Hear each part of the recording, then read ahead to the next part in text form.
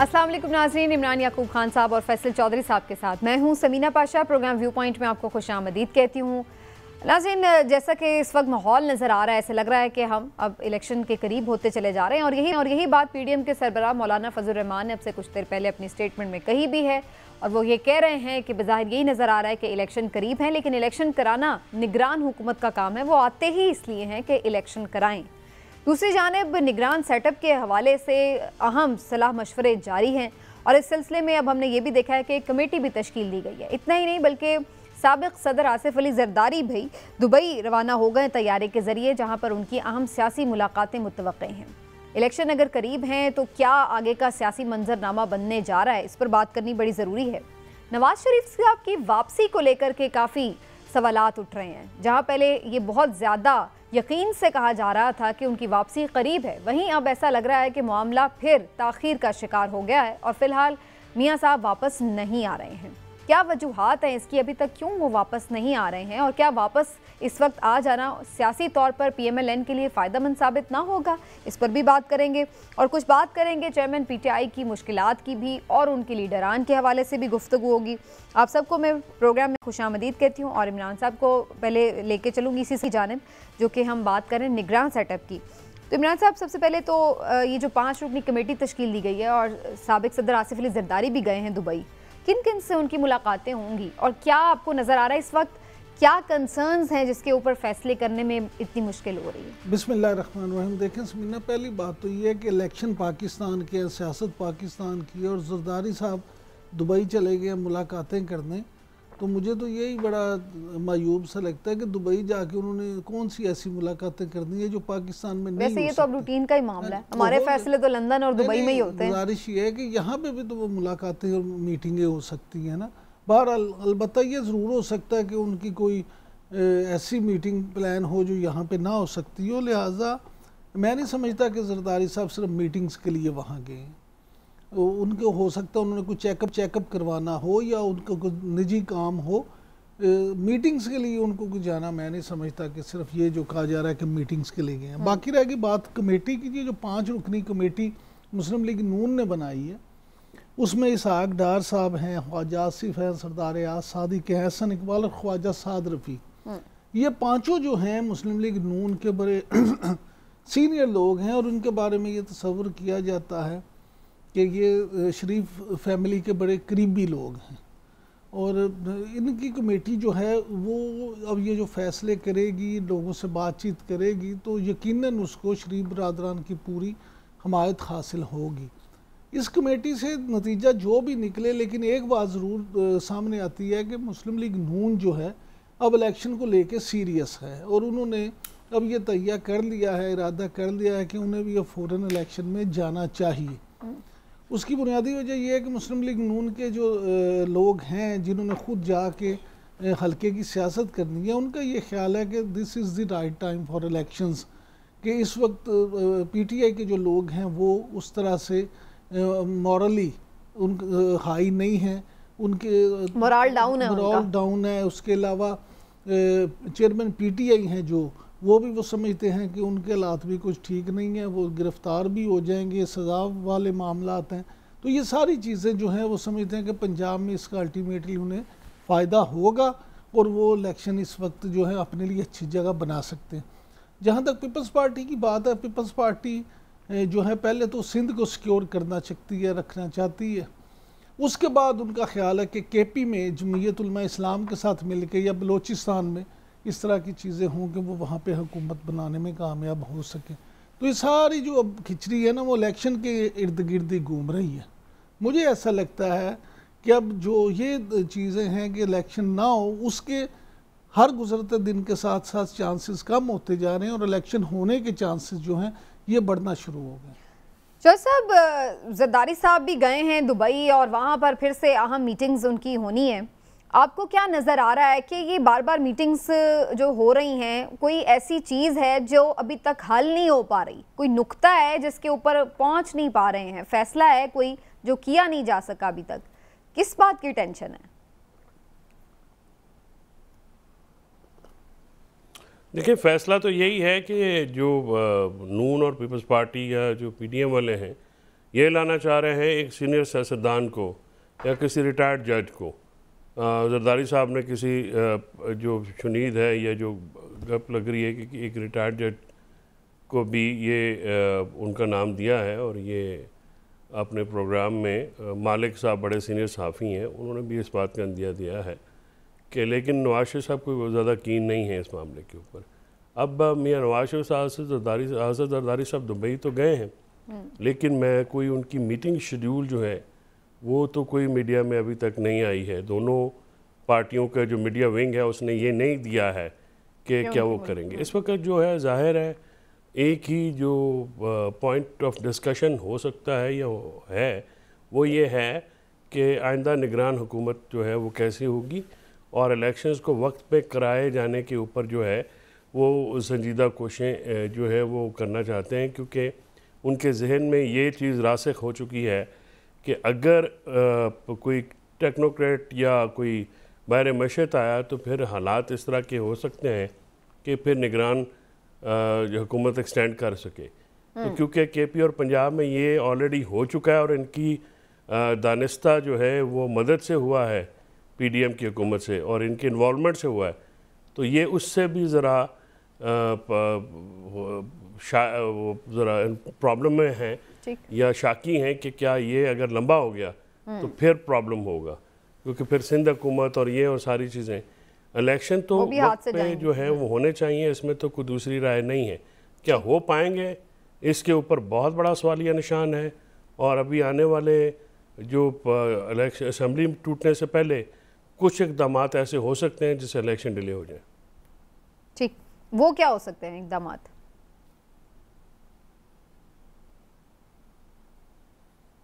मज़ा अगर तो जो नई मरदमशुमारी है उसको नोटिफाई कर दिया गया, फिर आइन के तहत नई हल्का बंदी होगी और उस हल्का बंदी के तहत फिर जो है इलेक्शन कराने पड़ेंगे, या तो फिर सुप्रीम कोर्ट जो है वो फिर इन्वॉल्व होगी, फिर एक तो जो वो है तो वैसे इमरान चौधरी साहब इनके ही हाथ में है। अदरवाइज वो एक अगर ये चाहते हैं कि टाइमली इलेक्शन हो जाए तो ना नोटिफाई करें, इनके वो तो इनके इख्तियार में है नोटिफिकेशन। फिलहाल तो इन्हीं की हुकूमत है, निगरान हुकूमत के टाइम पे तो नहीं वो नोटिफाई करेंगे उसको। हाँ समीना, आप और जो है हम इतने बोले हैं कि हमें भी पता नहीं है कि मामलात किसके हाथ में। इनके हाथ में जब क्या है, इनके हाथ में कुछ नहीं है, पपेट गवर्नमेंट है, जिनके हाथ में है उन्होंने डिसीजन करना कब इलेक्शन होने और कैसे होने। फिर उसके लिए बहाना भी खुद ही जो है वो सामने आ जाएगा। लेकिन इमरान साहब जो बात अभी चौधरी साहब भी कर रहे हैं, वो बहाने एक नहीं ना, फिर बहानों के बाद फिर वो पूरा टोकरा बहानों का आ जाता है। सही हो गया। लेकिन इमरान साहब जो नवाज शरीफ साहब से मुलाकात की बात है, जो कि अभी मीडिया में तो खैर नहीं है, सही कह रहे हैं चौधरी साहब, लेकिन आपको क्या नज़र आ रहा है? क्या नवाज शरीफ साहब, क्योंकि जो शेड्यूल नज़र आ रहा है सोशल मीडिया पे जो बात हो रही है कि वो वहीं पर दुबई में मुलाकातें हो जाएंगी और उसके बाद वो वहाँ से लंदन चले जाएंगे, तो वापस आने का उनका फिल वक्त तो प्लान नहीं है। तो जरदारी साहब इस चीज़ के ऊपर उन्हें कन्विंस कर सकते हैं कि वो भी वापस आएँ, एक अपनी कैंपेन रन करें और फिर भरपूर तरीके से इलेक्शंस में जाया जाए? समीना, पहली बात तो ये है कि मियां नवाज शरीफ जो हैं वो जरदारी के मशवरे से वापस नहीं आएंगे, वो किसी और इशारे पे वापस आएंगे। और जब उन्हें इस बात का यकीन हो जाएगा कि उनके लिए मामला ठीक है, और मैं आपसे बार बार कहता हूँ कि नवाज शरीफ साहब के जो बहुत करीबी हल्के हैं और जिनके साथ बड़े जो उनके बाएतमाद लोग हैं, उनके साथ जब वो बात करते हैं या उनके जो कानूनी मशीर हैं उनके साथ जो गुफ्तगू है उसमें तकरीबन ये तय हो चुका है कि सितंबर के दूसरे हफ्ते के बाद नवाज शरीफ साहब की वापसी होगी। लिहाजा ये जो मामला है वो मुझे बज़ाहिर ऐसा नहीं लगता कि नवाज शरीफ साहब को जरदारी साहब ये कहें कि नहीं मियाँ साहब बैठो जहाज़ चलिए तो वो वापस आ जाएं। वो तो सारा कुछ वैसे इमरान साहब ये तो आप हमें वाकई कई दफ़ा कह चुके हैं, लेकिन आपका इस पर सियासी तज्जिया क्या कहता है? क्या नवाज शरीफ साहब अगर इस वक्त वापस आएँ और उनको थोड़ी बहुत अगर कैदो बंद की कोई सोबतें बर्दाश्त भी करना पड़े तो सियासी तौर पर उल्टा उन्हें फ़ायदा नहीं होगा? वो ये फ़ायदा क्यों नहीं उठाना चाह रहे? उठाएंगे फ़ायदा उन्हें फ़ायदा होगा भी। आप क्या समझती हैं कि जब वो आएंगे तो नहीं होगा? उन्हें जब जिस वक्त भी आएंगे सियासी तौर पे उन्हें फ़ायदा होगा। और ख़ास तौर पे देखिए अगर नवंबर में इलेक्शन, इमरान साहब मेरा सवाल ये है सर कि वहाँ पे क्या रुकावट आपकी नज़र में नवाज शरीफ साहब की आमद में इस वक्त है? हुकूमत भी उनकी है, सब कुछ तो है, तो क्या रुकावट क्या है उधर? चौधरी साहब गुजारिश ये है कि आप खुद ही जो है ना एक लम्हे एक बात करते हैं, दूसरे लम्हे दूसरी बात करते हैं। अभी आपने कहा कि पपेट हुकूमत है, उनका कोई फैसला नहीं है। सादिक साहब ने ऑनर ये बात सुन तो लेना, अभी आप कहते हैं कि उनकी हुकूमत है, तो आप इतने बोले तो नहीं है। आप भी समझते हैं कि सारे मामला हैं, जब ग्रीन सिग्नल आएगा तो उस वक्त। लेकिन वैसे ऑन रिकॉर्ड जो पीएमएलएन के इस पे है यार सादिक साहब का स्टेटमेंट है, वो ये कह रहे हैं कि उन्हें अदलिया की तरफ से रुकावट का खदशा है, तो हम सितंबर में समझते हैं कि वो रुकावट दूर हो सकती है। मतलब है कि चीफ जस्टिस चेंज हो जाएंगे तो उनका ख्याल। ख्वाजा आसिफ साहब ने भी कहा है, उन्होंने भी कहा है। गुजारिश ये देखें, जो मामला चल रहे हैं ना उसमें बहुत सारी चीजें जो आप ये समझ लें, ये तो फिर जो आने वाले चीफ जस्टिस हैं उनको आने से पहले ही खराब करने वाली बात जी हाँ, ये उस पे एक अलग से बात इस पे हो सकती है कि उन्हें पहले से ही कंट्रोवर्शियल करने के मुतरादिफ है कि जैसे आपने उनके साथ कोई सेटिंग की हुई है, ये इस तरह का तासुर दिया जा रहा है। सेटिंग की बात नहीं है। अगर एक बड़ी माजरत के साथ अगर कोई एक साहब जो है बिल्कुल पार्टी बन जाए और अपने रवैये से बार बार दूसरा भी दूसरी पार्टी बन जाए, दूसरी पार्टी क्या, अगर दूसरा, ये मैं नहीं कह रही वो बन रहे हैं, मैं तो ये कह रही हूँ जो ये पीएमएलएन स्टेटमेंट दे रही है उससे तासुर ऐसा चला जाएगा। बिल्कुल ये उस तरह तासुर नहीं जाएगा। आप अपनी मर्जी से तासुर जहां मर्जी ले जाएं। गुजारिश ये है कि एक बंदे पे अगर किसी को इतराज है कि ये पार्टी बना हुआ है और उसका ये ख्याल है कि दूसरा आएगा तो मेरिट पे फैसला करेगा तो हमें फायदा हो जाएगा, या मेरिट पे होगा तो हम बेगुनाह है, तो ये उनकी अपनी सोच है। जज साहिबान ने तो मेरिट पे फैसले करने हैं। मामला ये है कि जो मैं सियासी तौर पे आपसे अर्ज़ करूं कि इस वक्त चीज़ें जितनी तेज़ी से चेंज हो रही हैं, निगरान वज़ीर आज़म के तौर पे मुशाहिद हुसैन सैयद साहब जो हैं उनका नाम भी बड़ी तेज़ी से फ्लोट हुआ है। अब उस पे इस्लामाबाद के जो हल्के हैं, हमारे चौधरी साहब बैठे हुए हैं, बहुत सारे जो लोग हैं उस बात पे ये कह रहे हैं कि क्योंकि उनको IMF जो है उसके लिए भी वो काबिल कबूल है और बाज़ ताकतवर हल्कों के लिए भी काबिल कबूल हैं और सियासी ज़हन के आदमी हैं, तो लिहाजा उनके भी चांसेस अब बढ़ गए हैं कि वो भी इस दौर में बड़ा जो है ना शामिल। लेकिन पिछले दिन उन्होंने कुछ स्टेटमेंट ऐसे दिए थे कि फ्री एंड फेयर इलेक्शन करा दें, इलेक्शन होने चाहिए, ये वो तो लग नहीं रहा है कि वो नहीं, तो फ्री एंड फेयर इलेक्शन ही होंगे जो भी निगरान वज़ीर आज़म आएंगे। लेकिन इमरान साहब उनका गैर जानबदारी तो फिर ना हुई, वो तो एक पार्टी के सेनेटर हैं, उनके टिकट पे मुंतखब हुए हैं, तो वो कैसे एक्सेप्टेबल होंगे बाकी। चौधरी साहब ये बहुत सारे ऐसे लोग वैसे होते हैं चौधरी साहब जो किसी एक पार्टी के होते हैं। अब एतजाज एहसन साहब अगर हों तो वो मेरा ख्याल है सबके लिए एक्सेप्टेबल होंगे। और वैसे भी देखिए पीपल्स पार्टी से भले उनका ताल्लुक हो, लेकिन बात ये कि इस वक्त लेकिन पीपल्स पार्टी से ज्यादा पीपल्स पार्टी के लिए नहीं होंगे, पीपल्स पार्टी से ज्यादा नहीं, मैं सिर्फ सियासी जमातों की बात कर रही हूँ चौधरी साहब। पीपल्स पार्टी से ज्यादा के लिए एक्सेप्टेबल होंगे। मामला ये है कि ये होती ये चीजें, जरूरी नहीं होता कि कहीं ना कहीं तो आपको इत्तेफाक होना हो जाता है। ठीक है, लेकिन जो मैंने वैसे बात की थी ना, मैं उसका जवाब चौधरी साहब से भी लूंगी। मैं किसी और कॉन्टेक्स्ट में वो बात कर रही थी। चौधरी साहब, हमारे यहाँ जैसे लोग कह रहे हैं ना कि जी जो चेयरमैन PTI हैं वो उनसे बहुत सारे लोग जो अगर अभी तक भी जुड़े हुए हैं अवाम, तो उसकी एक वजह ये भी है कि वो यहाँ रहकर फेस कर रहे हैं चीज़ों को। तो अगर नवाज शरीफ साहब भी वापस आएँ और आके जेल चले जाएं और कुछ मुसीबतें बर्दाश्त करें, कुछ उनके ऐसे विजुअल्स आएँ कि भाई वो आए और उन्होंने खुद आकर ये किया, वो गिरफ्तारियां दी और वगैरह वगैरह, तो मेरा ख्याल है तो पॉलिटिकली तो इसमें फ़ायदा है उनके लिए, तो वो ये फ़ायदा क्यों नहीं लेना चाह रहे? ऑप्टिक्स होते हैं ना उनकी आमद में, जो लगता है रुकावट किसी और जगह की बजाय उनके अपने घर में भी है, और उनके आने की वजह से बहुत सारे लोगों का जो सियासी कैरियर है वो भी तो ठप होगा ना। तो वो क्यों चाहेंगे कि एक दुकान खुली हुई है, मामला लगा हुआ है, कोई आके बंद कर दे। और मियाँ साहब का जो वापसी के, बिल्कुल आपकी बात तो दुरुस्त है कि जो जब उन्होंने शुरू में जब उन्होंने और मरीम नवाज साहबा ने ये मामला एक हुआ वोट को इज़्ज़त दो का बयानिया बनाया, जिसको बाद में उन्होंने खुद ही फ़रोख्त कर दिया, वो बयानिया जो है वो जब लेके चले थे तो वो उनकी तो मामला दुरुस्त थे। लेकिन अब वो आके मेरा ख्याल में वो ये समझते हैं कि सियासी तौर पे भी जो मईशत का जो मामला है, उनसे जिन लोगों की मुलाकातें हुई हैं वो ये बताते हैं कि वो समझते हैं कि माशी चैलेंजेस ज़्यादा हैं और उनको कंट्रोल करने की कोई सही जो है वो अभी तक तो हो नहीं सकी।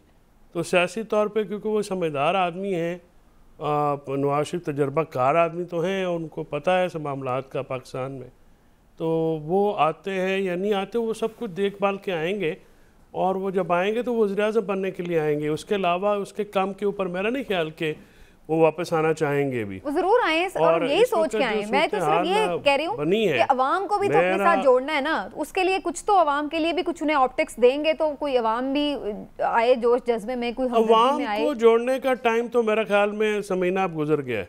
अच्छा, वो अब तो बहुत ही कम टाइम रह गया है और वहाँ पे पॉपुलैरिटी जो है वो बहुत सारों को अच्छी लगती है ये बात, और बहुत सारों को बहुत बुरी भी लगती है। वो पॉपुलैरिटी तो इस वक्त पाकिस्तान तहरीक इंसाफ और उनके चेयरमैन के पास ही है, वो अभी तक वो बीट नहीं हो सकी। और ये भी एक बकौल सीनियर जो हमारे तज्ज़ियाकार हैं सोहेल वड़ाई साहब जैसे, वो उन्होंने कहा कि ये जब तक पॉपुलैरिटी कायम है तो इलेक्शन होने में ये भी एक रुकावट होगी बहुत बड़ी। सही है, लेकिन एक बात इमरान साहब, जो भी चौधरी साहब ने भी जिसकी तरफ इशारा किया, इसको थोड़ा सा आगे, जहाँ सोहेल वड़ाई साहब ये बात करें और भी बहुत सारे लोग ये भी बात करें कि इवन नवाज शरीफ साहब से ज़्यादा आज भी शहबाज शरीफ साहब ज़्यादा आइडियल प्राइम मिनिस्टर साबित हुए हैं, तो अब इसलिए भी एक रुकावट है नवाज शरीफ साहब की वापसी में कि शहबाज शरीफ साहब ज़्यादा ज़बरदस्त वज़ीर आज़म साबित हुए हैं और इसलिए फेवरेट साबित हुए हैं और लोग कह रहे हैं कि उन्हीं को आगे कंटिन्यू रखा जाए। देखिए समीना, हर बंदे की अपनी राय है, लेकिन मैं ज़ाती तौर पे ये समझता हूँ कि ऐसी बात नहीं है, फैमिली में ऐसी बात नहीं है। और अगर आप नहीं, मैं तो ताकतवर हलकों के बात कर रही हूं। मैं अर्ज कर रहा हूँ ना, गुजारिश ये है कि कुछ लोग ऐसे होते हैं जो हर वक्त किसी ना किसी चीज़ में कोई ना कोई कंट्रोवर्सी जनरेट करने की कोशिश करते रहते हैं। अगर आप ये चीज़ देखें, आज भी वज़ीर आज़म मियाँ शहबाज शरीफ ने जो तकरीर की है उसमें सुने तो वो हमेशा अपनी हर तकरीर में, हर चीज़ में वो ये कहते हैं कि जी जो नवाज शरीफ ने किया वो सी पैक हो, ये तो कह नहीं रही उनके दरमियान डिफरेंस है, मैं ये कह रही हूँ उनकी चॉइस आज भी शहबाज शरीफ। मैं आप बात तो सुन लें। मामला ये है कि जो मामला है इलेक्टेबल्स का और ताकतवर हलकों का, देखिए इलेक्टेबल्स और ताकतवर हलकों के दरमियान हमेशा से चूहे और बिल्ली वाला खेल रहता है। कभी कोई इलेक्टेबल ताकतवर हलकों को ज़्यादा फेवरेट होता है, कभी कोई दूसरा होता है। जहाँ तक मुस्लिम लीग नून की बात है तो बिल्कुल ये बात ठीक है कि बहुत सारे लोग ऐसे हैं जो अब भी समझते हैं कि शायद मियाँ नवाज शरीफ के लिए सब अच्छा रावी चैन नहीं लिख रहा, वहाँ किसी न किसी जगह पे अभी भी कोई ना कोई क्रॉस मौजूद है। लेकिन इस हवाले से अगर मियाँ शहबाज शरीफ की बात करें तो वो हमेशा से उन हलकों के साथ ज़्यादा कंफर्टेबल हैं और वो हलके उनके साथ ज़्यादा कंफर्टेबल फील करते हैं। लेकिन एक चीज़ को आप देख लें कि बहुत सारी चीज़ें होती हैं जो ख़ुद मियाँ शहबाज शरीफ ने भी फ़ैसला नहीं करना होता। अगर उनके बड़े भाई और उनके कायद मियाँ नवाज शरीफ ख़ुद कोई फ़ैसला कर दें तो मियाँ शहबाज शरीफ की आप सियासत देख लें, हमेशा उन्होंने उनके फ़ैसले पे ही सर तस्लीम हम की है। लिहाजा अगर मियाँ नवाज शरीफ ये ख़ुद फ़ैसला कर लें कि उन्होंने आना है तो मियाँ शहबाज शरीफ कभी भी ये नहीं कहेंगे कि भाजी तुसी ना आओ। पहले भी जब ये हुआ है तो मियाँ नवाज शरीफ की आशीर्वाद से उनके कहने पे ही मियाँ शहबाज शरीफ वज़ीर आज़म बने। मरियम नवाज साहिबा का किरदार क्या है इस सारी कैंपेन में और वो खामोश भी क्यों है आजकल? नहीं देखें, मियाँ नवाज शरीफ की वो साहबजादी हैं और मुस्लिम लीग नून जो है उसमें उन्हें बड़ी ख़ास तौर पे जो मुस्लिम लीग नून का कारकुन है उसको बड़ी पजीराई उन्हें हासिल है। मैं समझता हूँ कि ये जो कैंपेन है वो मरियम नवाज ना सिर्फ लीडिंग रोल उसमें करेंगी बल्कि पूरी कैंपेन को लेके चलेंगी। और कुछ लोगों का तो वज़ीर आला की कैंडिडेट होंगी या वज़ीर आज़म की? देखें, वज़ीर आज़म की कैंडिडेट तो वो अभी नहीं है। मुस्लिम लीग नून वज़ीर आला पंजाब की कैंडिडेट हो सकती हैं, देखिए बिल्कुल हो सकती हैं, लेकिन ये अभी प्री मैच्योर है, अभी तक उस तरह का कोई फैसला नहीं हुआ। अलबत्ता कुछ ये कहा जा रहा है कि एक सर्वे हुआ है, मुस्लिम लीग नून ने कुछ सर्वे कराया है जिसमें उनके ख्याल में उस सर्वे की ये रिपोर्ट आई है कि जो मरियम नवाज़ हैं वो मुस्लिम लीग नून की सबसे मोस्ट फेवरेट जो कैंडिडेट हैं फॉर वज़ीर आला पंजाब वो हैं। लेकिन अब ये फैसला क्या होता है, कौन वज़ीर आला बनता है, ये तो बहरहाल शरीफ फैमिली खुद बैठ के मियाँ बरादरान खामोश क्यों? और इमरान साहब ये जुज़ वक्ती एक्टिव हो जाना और उसमें कोई करना और उसके बाद फिर कहीं खामोश हो जाना, ये आपके ख्याल से ये स्ट्रैटेजी कुछ बेहतर स्ट्रैटेजी है कि आप कभी आ जाएं और कभी पीछे हो जाएं? ये इसके पीछे क्या लॉजिक है? देखिए, मामला ये है कि बहुत सारी चीज़ों में ना फिर ये वही उसके साथ जुड़ा हुआ है कि बहुत सारी चीज़ों में बहुत से हलकों का मूड भी देखना होता है। सियासतदानों ने बहुत सारी चीज़ें देख के अपना सियासी, अभी आप देखें कि बहुत सारे लोग जो PTI छोड़ के बैठे हैं उन्होंने तहरीक इस्तेकाम पार्टी इस्तेहकाम पाकिस्तान पार्टी उस तरह से ज्वाइन नहीं की, लेकिन वो खामोश बैठे हैं, चुप करके बैठे हैं। क्यों? वो भी देख रहे हैं कि क्या, वो तो एक वजह समझ में आ रही है ना। लेकिन मरियम साहिबा की तो हवाले से तो मैं इसलिए पर्टिकुलरली सवाल करूंगी, आप जैसे खुद कह रहे हैं कि जी वो मुस्लिम लीग नून का वोटर उन्हें बड़ा पसंद करता है या जो भी, और एक बहरहाल वो आती हैं, प्रेस कॉन्फ्रेंस करती हैं, एक अपना इम्पैक्ट बनाती हैं, एक नैरेटिव बनाती हैं जो भी, तो वो इस पे खामोश क्यों हो जाती हैं? जब आप एक लीडर हैं तो फिर तो आप कनेक्ट रहे ना, तो फिर आप इसमें डिस्कनेक्ट क्यों हो जाते हैं? बिल्कुल कनेक्ट है। कहाँ आपको वो खामोश नजर पर 5 दिनों में एक ट्वीट किया उन्होंने, वो भी सिर्फ अल्हम्दुलिल्लाह। नहीं तो आप क्या समझती हैं कि वही लीडर है जो हर वक्त ट्वीट ही करता है? नहीं, मैं तो सियासत सिर्फ सोशल मीडिया का नाम नहीं है ना। ट्वीट करें, आए ना, फिर प्रेस कॉन्फ्रेंस करें या जो भी, क्यों बात हो तो प्रेस कॉन्फ्रेंस करें ना, कि रोजाना किसी एक लीडर की तरह रोजाना सोशल मीडिया पे आए जाना को बात हो ना, और लोगों को तकरीर याद हो जाए। यही चीज इनके मुसीबत में पड़ी होती है इनके लिए। ये भी आप याद रखें ना, वो अगर लगा रहता है ना बंदा, तो उसने इनको मुसीबत में भी इसीलिए डाला है। तो मुसीबत में इसी तरह डाला हुआ है। चले वो तो एक अलग बात। लेकिन चौधरी साहब, ये जो कहानी है मरियम नवाज साहिबा की, इस पर आपकी क्या राय है? चौधरी साहब से शायद राब्ता हमारा मुनक़ता हो गया। चौधरी साहब, अब आवाज़ आ रही है आपको मेरी?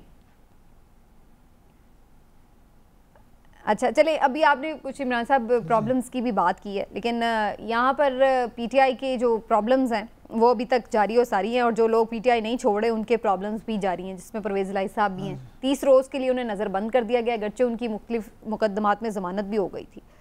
अब आपको क्या नज़र आ रहा है कि ये मामला 30 दिन वो नज़रबंद रहेंगे और उन्हें भी प्रेस कॉन्फ्रेंस से ही रिहाई मिलेगी, उसके अलावा कोई चांस नहीं है? देखिए समीना, बात ये है कि अभी आज मेरी कुछ लोगों से मुलाकात हुई है जो इमरान खान साहब के बहुत करीबी लोग थे, साबिक वज़ीर आज़म और चेयरमैन पीटीआई के इंतहाई करीबी लोग जो समझे जाते थे। अभी मैं 1 घंटा पहले मेरी उनसे मुलाकात हुई है, और आपको हैरत होगी इस बात पे, क्योंकि जो बातें हो रही हैं और जिस तरह की चीज़ें हो रही हैं, और जो सामने शवाहिद आ रहे हैं 9 मई के वाक़यात को लेके, तो शायद अभी हम ये बात करें यहाँ तो बड़ी प्रीमेच्योर बातें होंगी जो बाकायदा एविडेंसेस हैं लोग इदारों के पास, और जो चीज़ें हैं। लिहाजा ये कहना किसी के लिए कि जी ऐसी मुश्किल आ गई है या किसी को जानबूझ के सिर्फ सियासी तोना लगाने के लिए बिठाया हुआ है, बात ऐसी नहीं है। मैं आपको सब की वो बात बता रहा हूँ ना। जब परवेज़ इलाही साहब का जो मामला है उसमें आप देखें कि परवेज़ इलाही साहब एक हमेशा से वो सियासतदान थे जो एक तरह से इस्तारा समझे जाते थे, कि अगर आपने देखना हो कि इस्टेब्लिशमेंट क्या चाहती है तो आप ये देख लें कि आप चौधरी बरादरान क्या सियासत कर रहे हैं, समझ लें कि वो इस्टेब्लिशमेंट वही सियासत चाहती है। लेकिन मामला ये हुआ कि चौधरी मुनस इलाही हैं जो परवेज़ इलाही साहब के साहबजादे, उन्होंने जब ये फ़ैसला किया और अपने वालिद मोहतरम को मजबूर किया कि आप यहाँ चलें, तो उसके बाद वो फ़ैसला परवेज़ इलाही साहब के लिए बाड़ी साबित हुआ। अब उसको सही फ़ैसला कहें या गलत, चौधरी मुनस इलाही साहब के हवाले से तो उन्होंने सही फ़ैसला किया, लेकिन ख़ुद अपने लिए वो गलत साबित हो गया। उसकी बुनियादी वजह ये है कि उस मुस्लिम लीग नून, पीपल्स पार्टी और ताकतवर हल्के तीनों ये समझते हैं कि चौधरी परवेज़ इलाही साहब ने उनके साथ बिट्रे किया। अब वो उस बिट्रे की माफ़ी नहीं उन्हें मिल रही।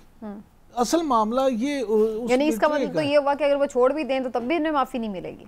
नहीं, माफ़ी तो फिर मिलेगी। क्योंकि ये खबर भी मीडिया में आई थी कि मुनिस इलाही साहब तो इस पर भी कायम है कि अगर परवेज़ इलाही साहब जाना चाहें काफ लीग में वापस तो चले जाएं, वो पीटीआई के साथ रहेंगे। और ऐसा हो भी सकता है, जब 2 भाई मुख्तलिफ जमातों में हो सकते हैं तो बाप बेटा भी मुख्तलिफ जमात में हो सकते हैं, तो इसमें कोई ऐसी वो नहीं है। तो परवेज़ इलाही साहब अगर जाना चाहते हैं तो सिर्फ वो क्या मुनिस इलाही की वजह से रुके हुए? मुनिस इलाही तो अपना पीटीआई में अगर फ्यूचर देख रहे हैं वो वहाँ रहें, उसमें नहीं। ये ऐसे नहीं होता जिस तरह से आप कह रही हैं, इतना आसान नहीं है। जो चौधरी परवेज़ इलाही साहब और मुनिस इलाही साहब जो चौधरी बरादरान की फैमिली को जानते हैं, जो उनके रख रखाव को, उनके सारे मामलात को जानते हैं, उन्हें इस बात का अच्छी तरह पता है कि वो सियासत छोड़ तो सकते हैं लेकिन बाप बेटा अलग नहीं हो सकते। ऐसे तो हम ऐसे चौधरी शुजात के बारे में और परवेज़ इलाही साहब के बारे में भी यही सुनते थे, लेकिन हमने उनको भी अलग होते देखा। बहरहाल वो कजन थे, वो कजन जो भी थे, कजन थे। यहाँ सब यही समझते थे ना कि ये दोनों कभी नहीं अलग अलग रास्तों पर जा सकते, चले गए, हमने देखा।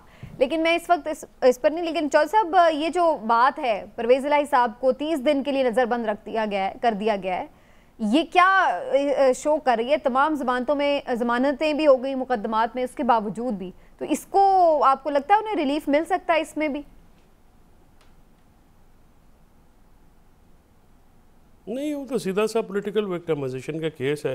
चौधरी परवेज़ इलाही साहब की सारे केसेस में ज़मानत हो गई है, और जहाँ तक 9 मई का ताल्लुक़ है उनका, उससे तो ताल्लुक़ जोड़ना, वो तो किसी मुकदमे में उसमें गिरफ़्तार भी नहीं है। हाँ। तो एक पॉलिटिकल विक्टिमाइजेशन का वो शिकार हैं, वो अपना जो स्टैंस है उसको छोड़ने को तैयार नहीं है, तो वो भुगत रहे हैं। और जो आज हमारा मेरे ख्याल में वो प्रेस कॉन्फ्रेंस करेंगे तो शायद उनकी जान ही को बख्शी जाए। और दूसरी बात ये, चौधरी ख़ानदान की जो अगली नस्ल है, चाहे शुजा साहब की और परवेज़ इलाही साहब की हद तक हो, फिर तो शायद मामला सॉर्ट आउट भी हो जाता अब तक। लेकिन ये मामला अब अगले बच्चों में चला गया है। चाहे शुजा साहब की जो बच्चे हैं वो परवेज़ इलाही साहब को एक्सेप्ट नहीं कर रहे हैं, और वो उसी तरह दूसरी तरफ भी यही मामला है।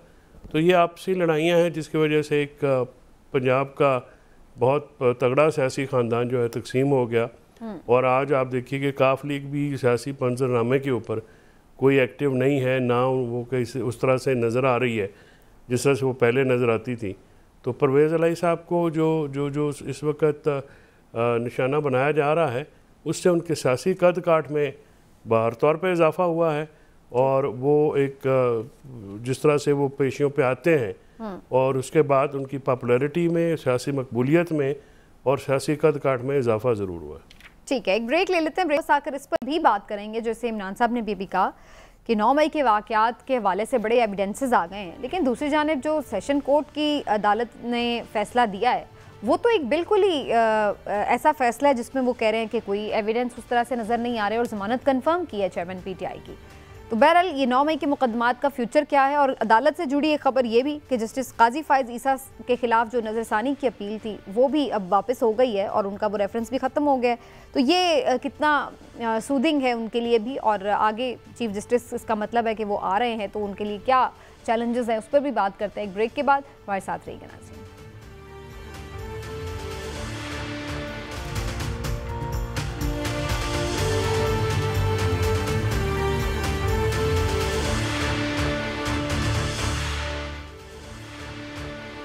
जी वेलकम बैक नाजरीन।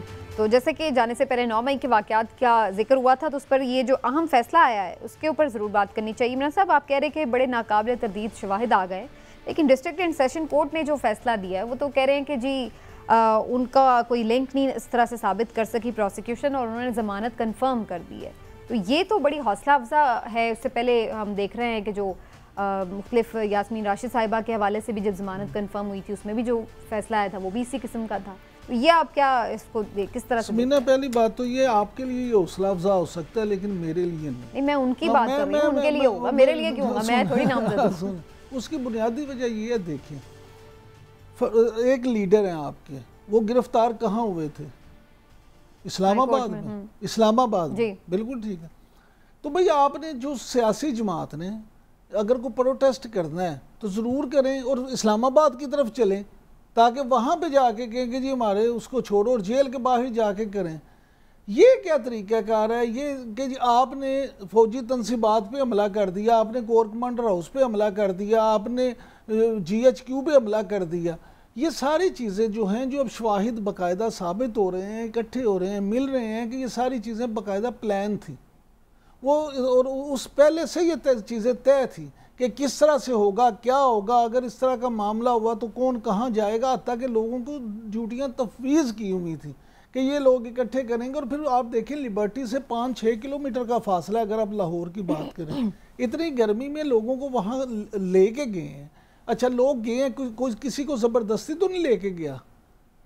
अब कोई ये तो सबूत नहीं है कि किसी को पकड़ के कोई या ज़बरदस्ती बांध के या ले गया। ये सब अपने व्हील पे गए थे ना वहाँ, ये वहाँ गए। और फिर अब खुद देखें, अब तो चेयरमैन PTI ने अपने जो सोशल मीडिया का तकरीर फरमाते हैं उसमें कह दिया कि जी कंटोनमेंट में अगर एहतजाज करना कोई जुर्म तो नहीं है, आइन में इसकी इजाज़त तो नहीं है।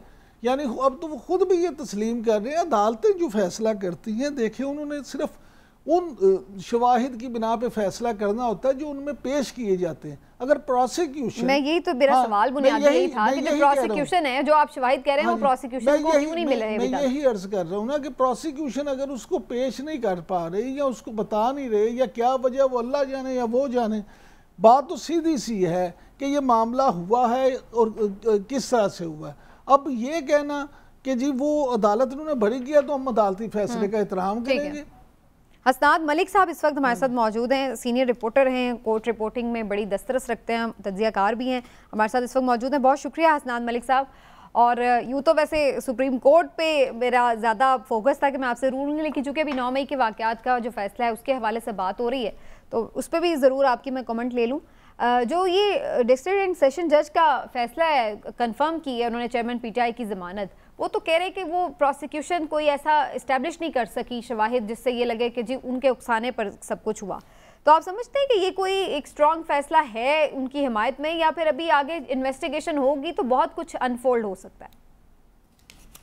देखिए, जमानत में अगर कोई बेनिफिट ऑफ डाउट हो तो वो उस स्टेज पे अक्यूज को मिलता है, और गालिबन यही मामला है कि रीजनेबल बियॉन्ड डाउट इस तरह के कोई एविडेंस नहीं थे हुकूमत के पास जिसमें डायरेक्टली आप कहें कि इमरान खान इन्वॉल्व थे। तो इस वजह से जो है वो ये जमानत कंफर्म हुई होगी। मैंने ऑर्डर नहीं पढ़ा, लेकिन अगर ये चीजें नेक्सस एस्टेब्लिश हो जाता तो बड़ा मुश्किल होता कि जमानत उनकी एक्सेप्ट होती। ताहम जो है वो अगर ये डिस्ट्रिक्ट एंड सेशन जज लेवल पे जमानत हो गई है तो कैंसिलेशन तो तकरीबन ऑलमोस्ट इम्पॉसिबल हो जाती है। कैंसिलेशन के ग्राउंड डिफरेंट होते हैं और उसका जरा प्रोसेस बड़ा यानी आप कहें आसान नहीं है कि कोई जमानत किसी की कैंसिल हो, तो ये बड़ा रिलीफ है इमरान खान। राइट, हसनात मलिक साहब आप साथ रहिएगा, मैं चौधरी साहब का भी इस पे कमेंट ले लूँ, फिर मैं आती हूँ जो चीफ जस्टिस का मामला है उसके हवाले से। जी चौधरी साहब, आपको क्या नज़र आ रहा है ये जो 9 मई के वाक़यात पर आया है ये फैसला कंफर्म करने का जमानत, कितना बड़ा ये रिलीफ है चेयरमैन पीटीआई के लिए?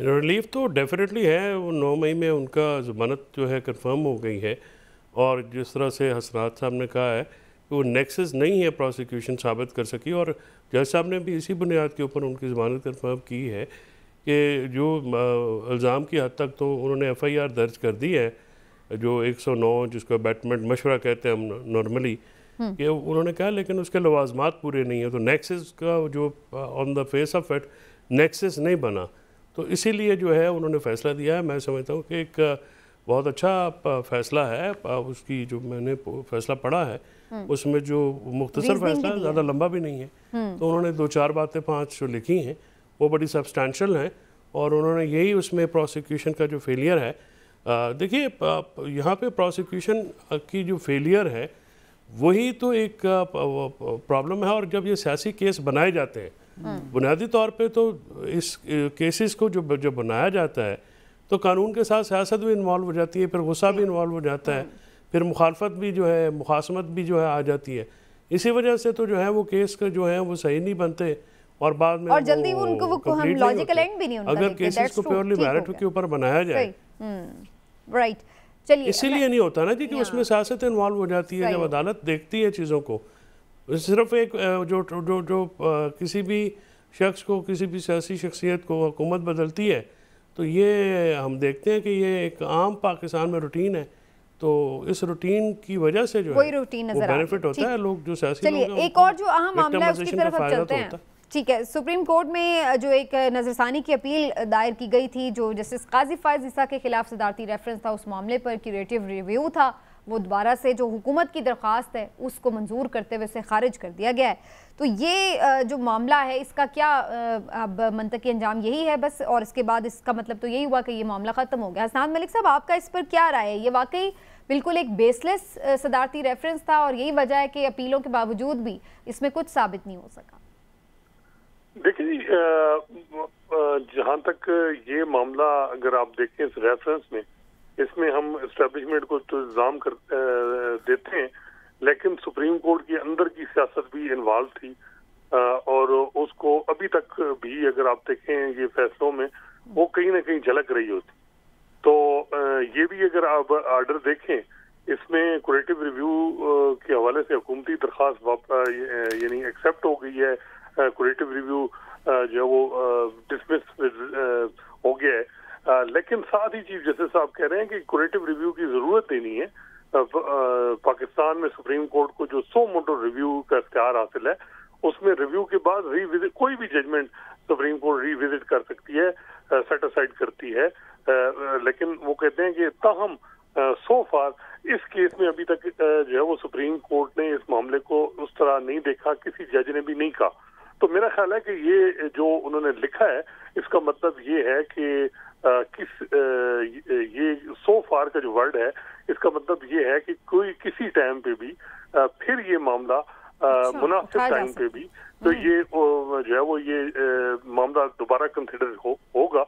लेकिन इस वक्त हालात बजाय लग रहे हैं कि चीफ जस्टिस साहब या उनके जो हम ख्याल जजेस के लिए कोई मलिक साहब, इसमें काइंडली ये भी बताइएगा कि क्या आपको आने वाले वक्तों में ये मामला दुरुस्त होते नज़र आ रहे हैं? क्योंकि अंदरूनी सियासत जो सुप्रीम कोर्ट की जजेस की अपनी मुखासमत है वो बड़ी ऑब्वियस है और उसका बड़ा नुकसान हो रहा है पाकिस्तान की आवाम को भी, लिटिगेंट्स को जो वहाँ पे मामलात हैं।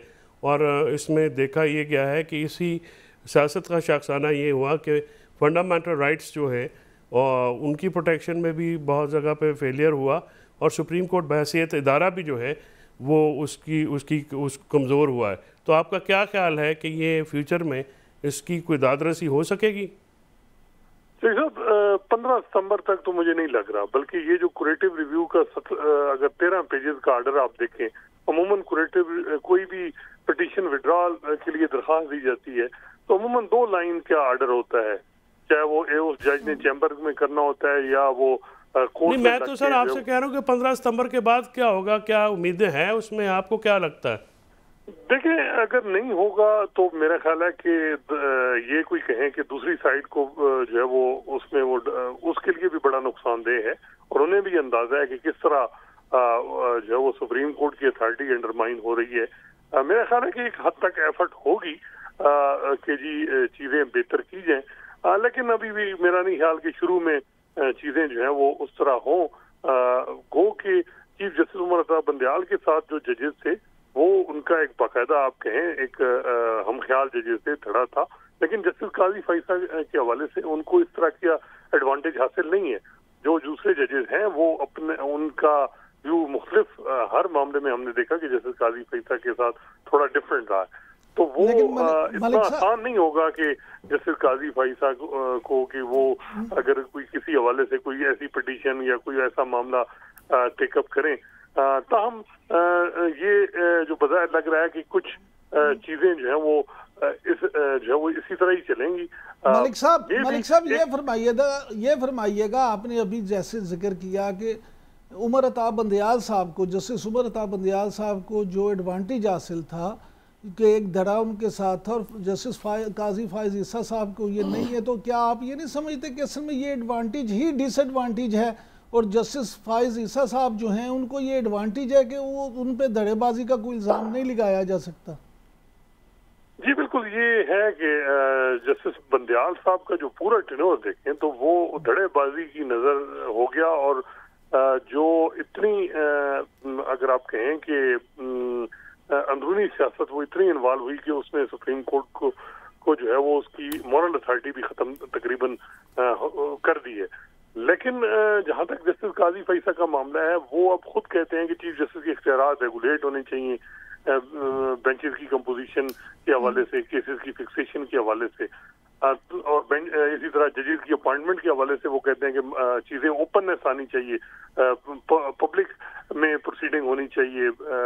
तो ये वो चीजें हैं जो वो बार बार कहते रहे। तो मेरा ख्याल है कि ये एक्सपेक्ट किया जा रहा है कि वो अपने टेन्योर में इन चीजों पे फोकस करेंगे कि तो मलिक साहब ये एक सवाल मैं और करना चाह रहा हूँ कि देखिए जो नून लीग के लोग हैं ख़ास तौर पे वो आने वाले चीफ जस्टिस साहब के जो टेन्योर को लेके बहुत ज़्यादा बात कर रहे हैं और वो ये कह रहे हैं कि जब वो आएंगे तो रिलीफ मियाँ साहब, बड़े मियाँ साहब के लिए। तो क्या आपको ये नहीं लगता कि इन स्टेटमेंट की वजह से आने वाले चीफ जस्टिस साहब को वो कंट्रोवर्शियल किया जा रहा है या एक ऐसी फिजा बनाई जा रही है एक पार्टी की तरफ से जिससे ये मामला जो हैं ये ठीक होने की बजाय शायद ख़राब हो जाए ज़्यादा? जी साहब, मेरा ख्याल है कि सियासतदानों को रिलीफ मिलने चाहिए और इस तरह को वारंटों में 5 मिनट की हियरिंग से तायाद नैल नहीं होने चाहिए। और अगर नवाज शरीफ को सुप्रीम कोर्ट से रिलीफ मिलता है तो ये इमरान खान के लिए भी अच्छा शगुन होगा और ये नहीं हो सकता कि सर उसमें कोई दूसरी राय नहीं है, लेकिन एक स्पेसिफिक वक्त को सामने रख के बार बार सियासत करना या उस पर बात करना, उससे फिर इदारे और जज साहबान के ऊपर भी तो फिर एक मसला तो आता है ना उनके ऊपर भी। देखिए वो अब हर एक का होता है। साकिब निसार जब चीफ जस्टिस बने उस वक्त भी कहा गया कि हमारा चीफ जस्टिस आ रहा है, और जो हमारे चीफ जस्टिस ने जो किया आपके सामने है फिर नून लीग के साथ, तो ये कोई भी नहीं होता कि जी वो हमारा चीफ जस्टिस है। मेरा ख्याल है कि उन्होंने अपने अच्छा मैसेज दिया नून लीग को। हसनात मलिक साहब, ब्रेक की तरफ मुझे जाना है, वक्त बिल्कुल कम रह गया। हसनात मलिक साहब आप मौजूद रहे, आपका बहुत शुक्रिया।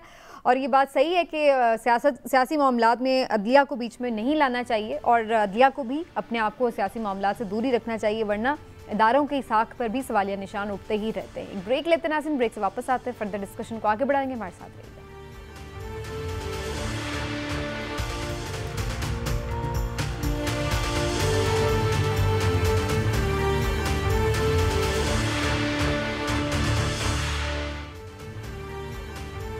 जी वेलकम बैक नाज़रीन। और जैसे कि आप लोग जानते हैं कि इस वक्त रेनी सीज़न चल रहा है, खूब टिका के बारिशें हो रही हैं और लाहौर में जो कल रात बल्कि कल आज सुबह ही तकरीबन बारिश शुरू हुई, वो इतनी ज़्यादा तेज़ थी और इतनी ज़्यादा थी कि उसने पूरा शहर ऐसा लग रहा है कि डुबो दिया है। अहम शाहराएँ सारी बिल्कुल नदी नालों का मंजर पेश कर रही हैं और हद तो ये है कि घरों तक में पानी आया है। इसके साथ साथ हमने देखा कि बड़ी बड़ी अहम मेन शाहराएँ जो हैं उनमें बड़े बड़े शगाफ पड़ गए हैं। अभी जैसे आप मनाजिर भी देख रहे हैं, ये किनाल रोड के मनाजिर हैं और इतने इतने बड़े उसमें गड़े पड़ गए हैं। ये सूरत हाल बनी है, ऐसा क्यों हो गया है? और अफसोस की इससे ज़्यादा बात ये भी हम देख रहे हैं कि ये सारी चीज़ें पहले से प्रिडिक्ट भी की जा रही हैं कि इस दफ़ा मामूल से ज़्यादा बारिश है, इसके बावजूद भी इसको नहीं मेंटेन किया जा सका। वजह क्या इसकी है, क्या वजह है इमरान साहब इसकी? देखिए स्मीना, बात यह है कि लाहौर में बारिश ने जो तबाही मचाई है, तो पहले भी PDMA की तरफ से और महकमा मौसमियात की तरफ से ये बताया गया था कि अर्बन फ्लडिंग का ख़तरा है। अब अर्बन फ्लडिंग है क्या? किसी भी शहर का एक स्ट्रक्चर होता है कि निकासी आब के लिए या बारिशों की सूरत में अगर पानी इकट्ठा हो तो किस तरह से वो पानी जो है डिस्पोज ऑफ किया जाए। लेकिन जब इतनी शदीद बारिशें हो जाएं, बारिश जिसे अब्र रहमत कहा जाता है, जब वो जहमत की सूरत इख्तियार कर ले तो सिस्टम सारा चौक हो जाता है। यही सारा मामला लाहौर के साथ हुआ है। अब मामला ये है कि पिछले 75 सालों में देखिए उस तरह से लाहौर या पाकिस्तान के किसी भी शहर में उस तरह से इंफ्रास्ट्रक्चर पे तवज्जो नहीं दी गई कि जिस तरह से देने की ज़रूरत थी। आप चाहे उसमें वसाइल की कमी का रोना रोएं या आप इसके हुक्मरानों की जो है एफिशिएंसी उसको इसकी वजह करार दें या जो भी इसकी वजह करार दें, लेकिन सच ये है कि आज लाहौर जैसे शहर में जो आपका सूबाई दारुल हुकूमत है, पाकिस्तान का दूसरा बड़ा शहर है, अगर 11 हलाकतें कहा जा रहा है कि हो गई हैं, एक जान जो है ना, एक इंसानी जान की कीमत आप पूरी नहीं कर सकते, तो एक दिन की बारिश से अगर 11 जानें चली जाएं तो बाकी पीछे क्या रह जाता है? कहीं को करंट लगने से बेचारा फोत हो जाता है, कभी को, और फिर ये हलाकतें तो आप सही कह रहे हैं, जैसे कोई दीवार गिर गई है या कोई करंट, वो तो हुकूमत नहीं रोक सकती, लेकिन जो निकासी है आपका इंतजाम है वो तो बहरहाल हुकूमत उसकी किस तरह, जब आपने बारिश के पहले सारा सिस्टम किया हो, भाई दीवार भी तो इसलिए गिरती है ना वहाँ पे, अगर आपने सैलाबी पानी, अब यहाँ पे देखेंगे सर जैसे कच्चे घर होते हैं कच्ची बस्तियों में, अगर कोई दीवार कमजोर है, हर दीवार तो नहीं हुकूमत कच्ची दीवार गिरने से जाने नहीं जाती जी, कच्ची दीवार गिरने से जाने नहीं जाती। मैं एक बात कर रही हूँ कि इस तरह के वाकयात तो हम कह सकते हैं कि चलें हुकूमत के खाते में ना डालें, लेकिन ये इंफ्रास्ट्रक्चर तो हुकूमत, गुलजार साहब पे बड़ी तनकीद होती थी चौधरी साहब, और बहुत हद तक जायज़ भी होती थी, लेकिन उनके दौर में हमने ये ज़रूर देखा था कि under ground water storage system बनाया गया था, बहुत बहुत ज़्यादा बारिशें भी हुई, लेकिन इस तरह की सूरत हाल नहीं थी। लेकिन अब हम देख रहे हैं कि न जाने वो पता नहीं जाते हुए स्टोरेज सिस्टम भी साथ ले गए कि क्या हुआ है कि इतनी जो है हमें पानी की निकासी की जो सूरत हाल है वो ख़राब नज़र आ रही है। नहीं, दो मसले हैं इसमें समीना। पहली बात तो ये है कि जो लेवल ऑफ रेन है वो भी अनप्रेसिडेंटेड है, बहुत ज़्यादा बारिशें हैं, तो उनको ना सिर्फ पाकिस्तान में बल्कि साउथ एशिया रीजन में, इंडिया में भी ये रेन फ्लडिंग हुई है। और दूसरी जो इसकी मेन रीज़न है, जो नाकामी फेलियर बार बार आपको नज़र आता है, उसकी सबसे बड़ी रीज़न एक ही है, वो है कि वो मकामी हुकूमतों का ना होना, लोकल गवर्नमेंट्स की एब्सेंस जो है। ये जो मामलात हैं, ये सिविक फैसिलिटीज़ के इंफ्रास्ट्रक्चर को शहर को साफ़ रखना, शहर की जो निकासी आपके मसाइल हैं, ये लोकल गवर्नमेंट लेवल पे जो है ये हल होते हैं। लेकिन अनफॉर्चुनेटली किसी भी पॉलिटिकल हुकूमत ने, सियासी हुकूमत ने इस पर तवज्जो नहीं दी, और आइन के तहत लोकल हुकूमतों के बगैर जो है वो तो हुकूमत मुकम्मल ही नहीं होती। लेकिन जब ये मार्शल लॉ दौर आए तो आपने देखा कि मकामी हुकूमतें कायम हुई, इसीलिए उनका जो ये तारीफ़ की जाती है कि तरक्याती काम हुए, ये किया वो किया, उसका जो सेटअप है वो लोकल गवर्नमेंट की वजह से होता है। लोकल गवर्नमेंट की एब्सेंस जो है वो इसका मेन रीज़न, और जब तक वो नहीं होंगी, आज़ाद और ख़ुद मुख्तार मुकामी हुकूमतें इन मसाइल का हल हैं, उनको जो है वो लाना चाहिए, एम्पावर करना चाहिए। ये उन्हीं का काम है। बिल्कुल सही निशानदेही की आपने, होप के अब आगे चलकर इसकी तरफ भी ध्यान दिया जा सके। बहुत शुक्रिया जी, और प्रोग्राम को यहीं पे समेटते हैं, वक्त खत्म हो गया। इंशाल्लाह फिर आपसे मुलाकात होगी। अपना ख्याल रखिए। अल्लाह।